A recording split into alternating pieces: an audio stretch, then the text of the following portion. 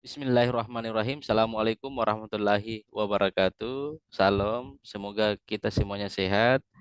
Salam untuk warganet, netizen, dan terkhusus wabil khusus kepada mahasiswa, baik mahasiswa di prodi bahasa ataupun mahasiswa di prodi non bahasa seperti analisis kimia, TRKB, Telkom, dan elektro. Baik, pada kesempatan ini, dalam video ini, kita akan mengupas, menonton, menyaksikan terkait materi teknik penyaringan informasi di internet.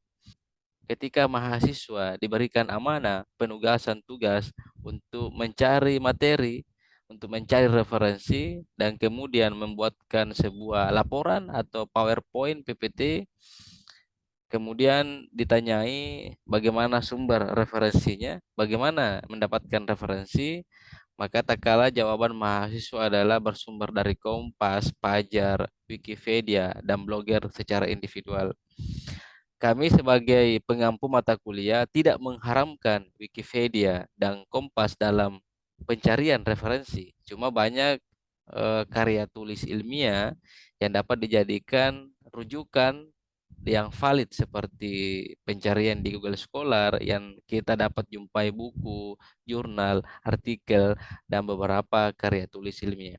Dalam kesempatan ini kita langsung masuk ke materi terkait teknik penyaringan informasi. Baik, masuk ke materi teknik penyaringan informasi di internet. Pada slide kedua ini, kami atau saya ingin menyampaikan bahwa Google bukan satu-satunya mesin pencari referensi. Banyak search engine untuk mencari referensi yang ingin kita cari, seperti Alvista, Yahoo, dan lain-lain.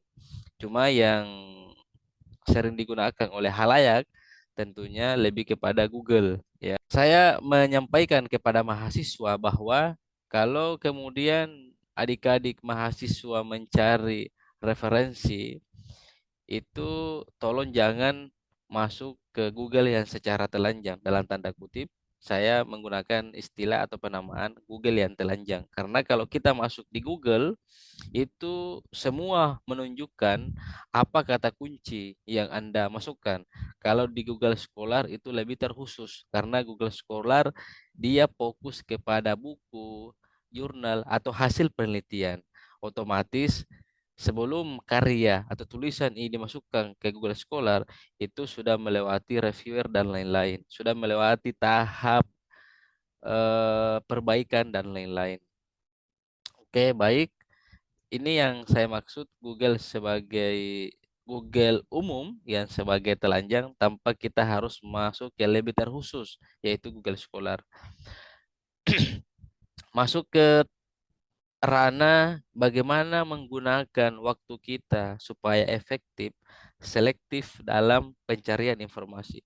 Kalau kemudian sebagai contoh kita memasukkan frasa, kata kunci, bahasa, laporan penelitian. Dapat kita lihat pada layar bahwa ketika kita menuliskan frasa ini, tiga kata ini bahasa, laporan, penelitian.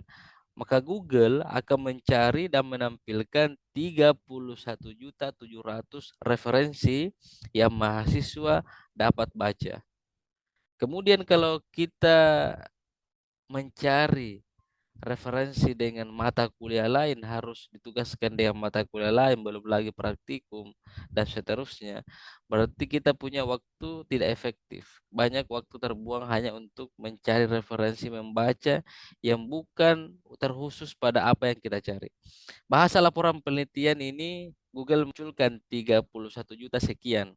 Sama dengan kesalahan berbahasa dalam laporan penelitian, maka Google akan menampilkan 11.900.000 yang berkenaan dengan kesalahan berbahasa dalam laporan penelitian. Sama dengan kalau saya memasukkan kata kunci topik rancangan atau tugas akhir dengan topik rancang bangun cas HP berbasis induksi elektromagnetik, maka Google akan menampilkan 17.400. Kita masuk bahasan hari ini terkait filterisasi dengan simbol matematika, filterisasi dengan simbol boolean, host searching, URL searching, dan file type searching atau TV file searching. Yang terakhir searching pada titel searching. Baik, sebelum kita lanjut, adik-adik mahasiswa atau halayak umum perlunya fokus untuk menyimak sebelum mengerjakan latihan atau praktik. Filterisasi dengan simbol matematika. Dalam simbol matematika kita hanya mengenal tanda plus, tanda minus, tanda baca petik, gabungan ketiga tanda itu host dan TV file. Namun dalam kesempatan video ini kita hanya membahas ketiga ranah aja, tanda plus, tanda minus, dan tanda baca petik. Saya kembali ke bahasan slide sebelumnya. Ia menuliskan kata kunci bahasa laporan penelitian, maka muncul 31.700.000. Kemudian dengan menggunakan tanda baca petik, dari kata kunci yang saya masukkan, dari 31.700.000 menjadi 4.570. Sangat berbeda. Otomatis kita lebih efisien mencari referensi yang kita inginkan. Kemudian kalau meletakkan menggunakan tanda petik pada frasa yang kita atau kata kunci yang kita gunakan, dia lebih fokus mencari apa kata yang di dalam tanda petik itu. Bahasa laporan penelitian. Dapat kita lihat semua menggunakan bahasa laporan penelitian. Bahasa laporan penelitian. Begitupun dengan selanjutnya. Ini slide selanjutnya pada bahasa laporan penelitian. Semua menggunakan bahasa laporan penelitian dari berbagai sumber. Kemudian kita masuk ke Google Scholar, bahasa laporan penelitian terdapat 8.800 lebih tugas akhir yang berkaitan dengan itu.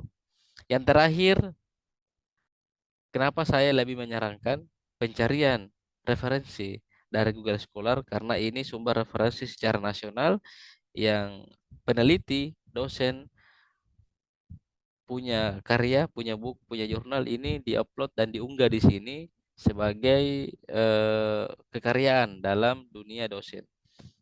Mudahnya juga mahasiswa kalau Anda mencari referensi di Google Scholar, maka untuk penyusunan daftar pustaka sumber rujukan sangat mudah. Dapat kita lihat pada yang saya beri tanda merah itu, ketika kita klik satu kali, maka muncul sumber daftar pustaka yang dapat kita gunakan. Jadi kita di Indonesia menggunakan style apa, ya kan ada MLA, apa, Harvard dan lain-lain. Kemudian kita di Indonesia umumnya menggunakan style apa, ya.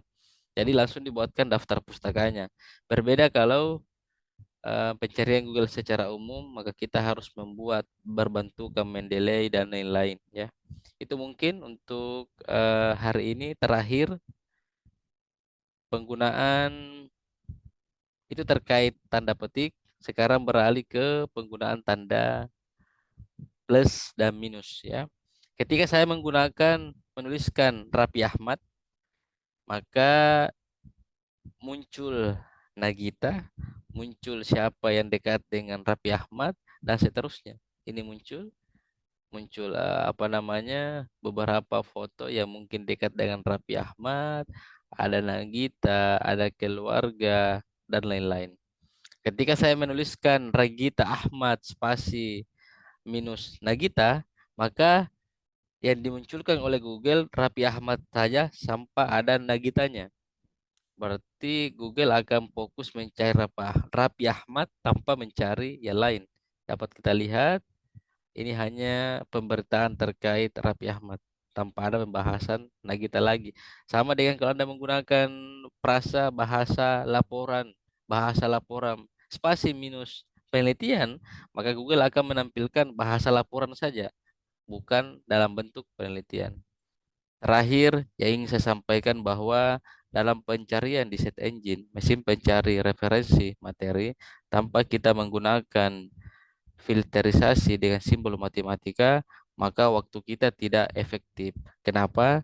Kemudian kalau kita menuliskan bahasa laporan penelitian dalam Google itu, maka Google akan mencari materi terkait bahasa dulu, laporan, dan penelitian, dan gabungan ketiga itu. Makanya referensi banyak yang Google cari dan tampilkan. Ada tadi 31 juta sekian. Sedangkan ketika tiga frasa itu dibubuhi, ditempelkan tanda petik, maka Google akan mencari kata yang di dalam tanda petik itu fokus mencari bahasa laporan penelitian, bukan pengulangan dari bahasa, bukan materi terkait laporan, bukan materi dan penelitian, dan gabungan dari ketiga itu. Oke, kepada mahasiswa yang saya banggakan, mari kita berlatih, melakukan latihan hari ini.